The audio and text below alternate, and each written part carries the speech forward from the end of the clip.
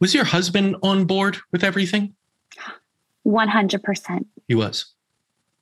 Was he was completely supportive, maybe not understanding this, but 100% supportive? Yeah. I find that usually pretty important.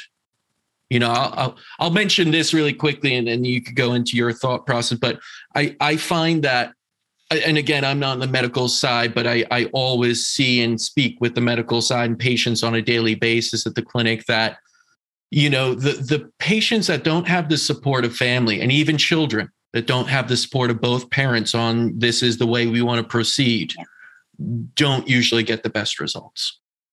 Even though they're getting treatments that, just like everyone else, are incredibly personalized, should be. But if you don't have a support system, that's something that almost holds you back. Right. And so, I hear that you did have that support system. And I think that is critical if anyone's listening, that it doesn't have to be necessarily your family if they're against it or you have a broken family. It could be a friend. It could be anybody.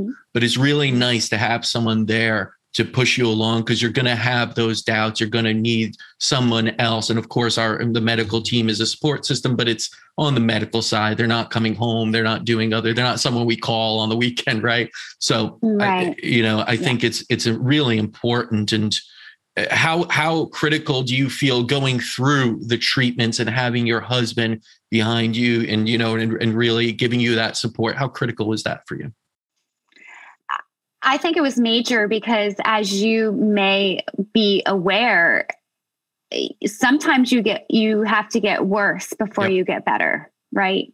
And I also just want to take just one step back and preface that, I do have unconditional love from my husband, but he was in a tragic car accident in 2014 and broke his back, was in the neurointensive care unit, had to go into an orthesis, bedridden for 16 weeks, so I had already had kind of, stepped up to the plate and provided that unconditional support to him in that time.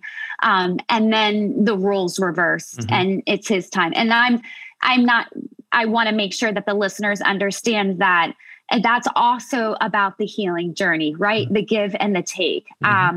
I gave to my husband and he was able to give back to me. I'm able to give my time to the doctors. They're able to give back to me. So I think having that type of support system, you also have to make sure that it comes from within too.